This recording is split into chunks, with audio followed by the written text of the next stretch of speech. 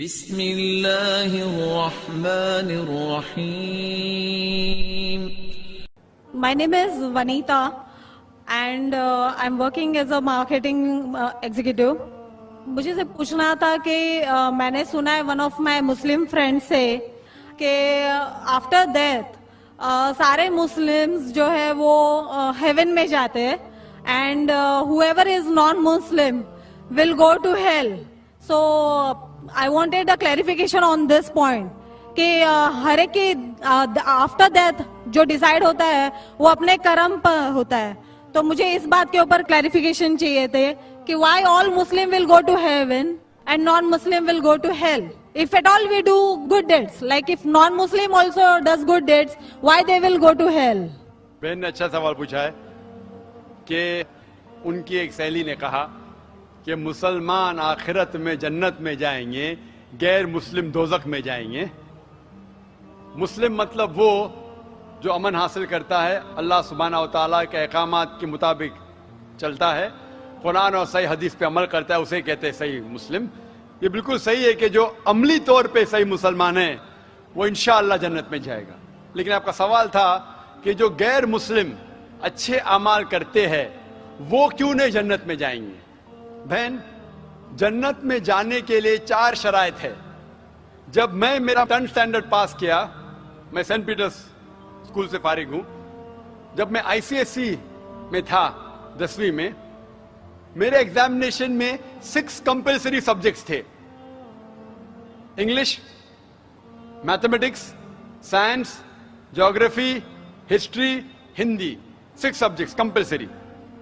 6 subjects میں پاس ہونا compulsory ہے. اسی طریقے سے انسان کو جنت میں جانے کے لیے 4 شرائط ہے.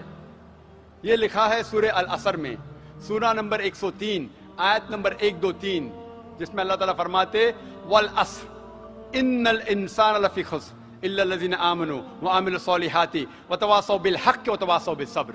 اللہ سبحانہ و تعالیٰ قسم کھا رہے ہے وقت کی، عصر کی، بے شک انسان خسارے میں ہے. صرف وہ لوگ جو 4 چیز میں سفلتا پاتے ہیں وہ لوگ خسارے میں نہیں ہیں. اور یہ 4 چیزیں ایمان، عمل صالحات، وتواصوا بالحق، وتواصوا بالصبر. جس طریقے سے مجھے 10th اسٹینڈرڈ پاس کرنے کے لیے 6 سبجیکٹس میں پاس ہونا کمپلسری ہے، مثال کے طور پہ اگر مجھے mathematics, English, history, geography, science میں 99% مارکس ملتے ہیں، 99%، اور ہندی میں صرف مجھے 10% ملتے ہیں، اینڈ پاسنگ مارکس از 40%.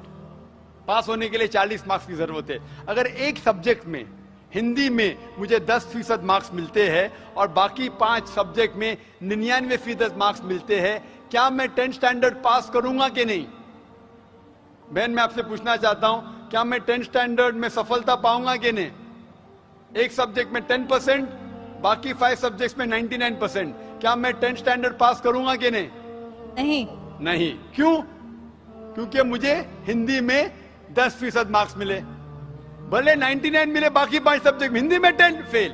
اسی طریقے سے جنت میں جانے کے لیے سورہ العصر کے حساب سے 4 چیزیں ضروری ہے: ایمان، عمل صالحات، نیک اعمال جو آپ کہہ رہے، وتواصوا بالحق، لوگوں کو حق کی طرف بلانا، وتواصوا بالصبر، لوگوں کو صبر کی طرف بلانا.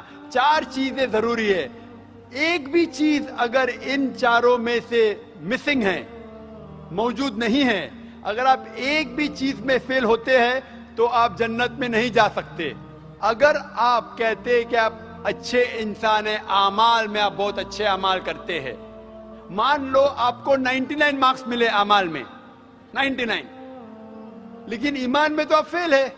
آپ یہ نہیں مانتے کہ اللہ ایک اور محمد صلی اللہ علیہ وسلم آخری پیغمبر ہے جو ساری مذہبی کتاب میں لکھا ہے، تو آپ ایمان میں فیل ہے. آپ کتنے بھی نیک کام کرو، 99% ملے، 100% ملے، باقی 3 حصے میں ایمان میں لیکن فیل ہوئے تو آپ جنت میں نہیں جائیں گے. اسی طریقے سے اگر کوئی انسان نام کا مسلمان ہے، اچھے اعمال نہیں کرتا ہے، نیک اعمال نہیں کرتا ہے، وتواصوا بالحق، دعوت نہیں دیتا ہے لوگ کو، حق کے راہ پہ نہیں بلاتا ہے یا لوگ کو صبر کی طرف نہیں بلاتا ہے, صرف نام کا مسلمان ہے, محمد, سلطان, ذاکر, عبداللہ, تو وہ جنت میں نہیں جائے گا. اسے جنت میں جانے کے لیے ایمان, عمل صالحات, وتواصوا بالحق وتواصوا بالصبر, چاروں چیز کی ضرورت ہے. اسی لیے آپ اعمال کتنے بھی اچھے ہیں, اگر ایمان نہیں ہے کہ اللہ ایک ہے اور اللہ کے علاوہ کسی کی عبادت نہیں کرنا چاہیے, اور ایمان نہیں ہے کہ محمد صلی اللہ علیہ وسلم آخری پیغمبر ہے, تو آپ جنت میں کبھی بھی نہیں جائیں گے. بہن, کیا آپ میرے جواب سے سہمت ہے؟ Yes. Thank you for clarifying the point. You're most welcome. جی بھائی, مائک نمبر 1 سے اگر کوئی سوال ہو تو کریں. نمستے, میرا نام رمیش بھنڈارے ہے اور میں پروفیشن سے ٹیچر ہوں. تو میں نے سنا ہے کہ محمد پیغمبر جی نے چاند کی طرف انگلی دکھا کر چاند کے 2 ٹکڑے کیے, لیکن ابھی فی الحال انسان چاند پہ جا کر آ چکا ہے. تو یہ سائنٹیفکلی پروو ہو چکا ہے, یہ جاننا چاہتا ہوں میں. بھائی صاحب نے مجھے نمستے کہا.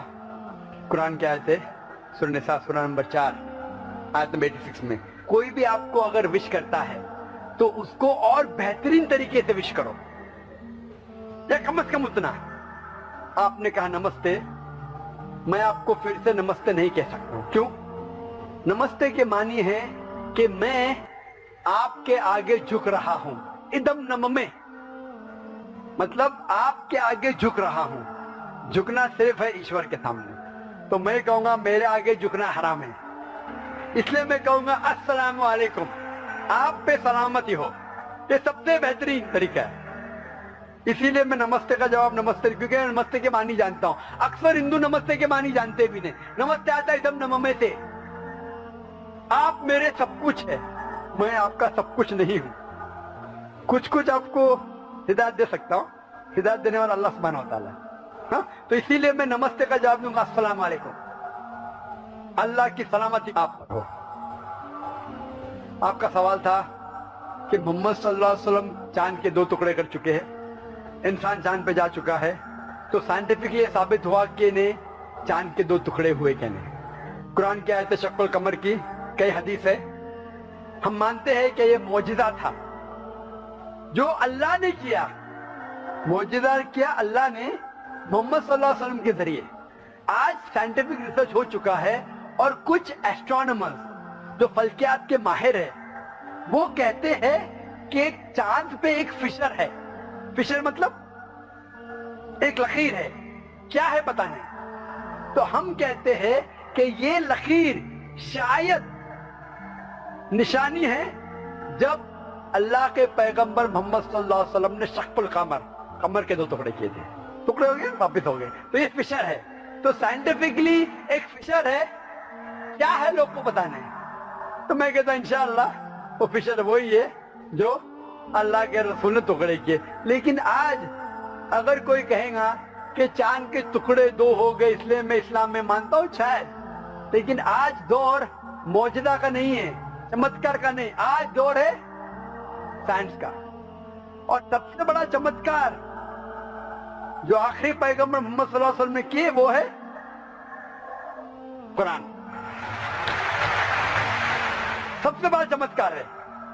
تو میں تقریر دی تھی سب سے پہلے بار پونا میں, اسمبلی ہال میں, قرآن اور جدید سائنس. اس کے ذریعے پتا چلتا ہے کہ قرآن ہم ثابت کر سکتے, اللہ کی کتاب تب بھی ثابت کر سکتے تھے, آج بھی اور تا قیامت تک. تو یہ مین چمتکار ہے. کوئی بھی انسان پڑھے گا, اگر آپ کو ادبی نے ترجمہ پڑھی ہے اور اگر صحیح نیت سے پڑھیں گے, آپ کو اللہ تعالیٰ ہدایت ضرور دے گا. ہدایت مطلب صحیح راستہ دکھانا. تو صحیح راستہ جو ہے وہ آخری کلام خدا کا, وہ قرآن شریف. hope that answers the question.